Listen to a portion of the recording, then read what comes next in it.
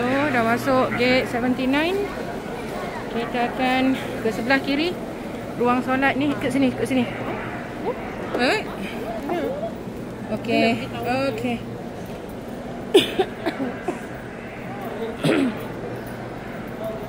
Ya Allah, banyak lagi ruang sebenarnya.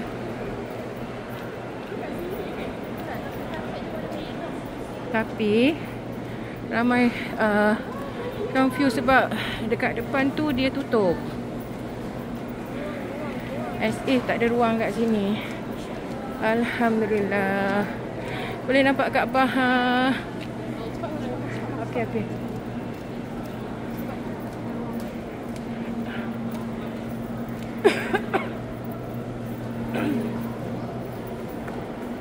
Tengok.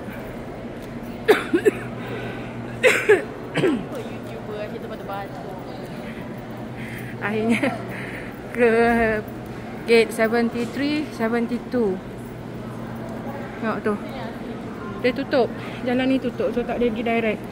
So kena pusing balik. Pusing balik ke arah ke depan, sedepan yang boleh untuk dekat dengan Kaabah. Ini adalah malam terakhir kita orang di sini. InsyaAllah sehingga dijemput lagi untuk umrah.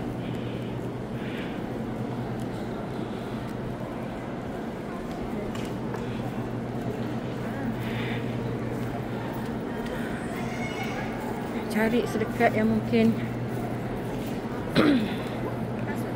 Alhamdulillah. Nampak tak apa? Nampak tak? Di hujung lorong.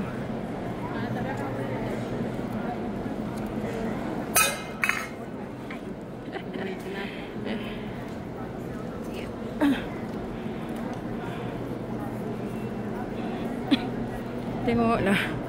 Banyak lagi sebenarnya ruangnya. Cuma bila banyak sangat tutup sana sini, jadi confusing.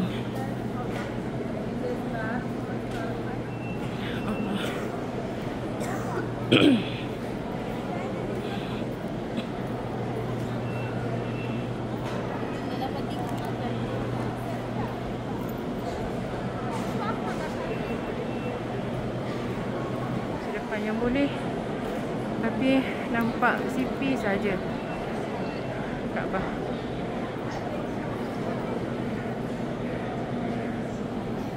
Fotos yang tanya kenapa nak tengok Kaabah kan? Sebab ini adalah kita punya satu-satunya direction kita. Dia adalah makhluk Allah yang diturunkan dari syurga dan ada pahalanya. Kalau kita solat biasanya kita akan kita tengok ke arah sejadah kita kan, tempat rukuk kita, tempat sujud kita. Tapi bila kita di sini di Al-Haram sendiri, di Baitullah, so bila kita tengok, bila kita solat, tengok arah Kaabah, tengok ke Kaabah tu, ada pahalanya. So hopefully itu jadi saksi kita, saksi kita di syurga nanti insyaAllah.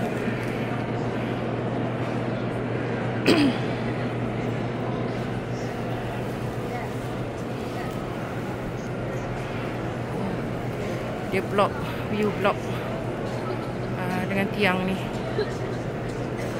So ini laluan umrah, laluan umrahnya.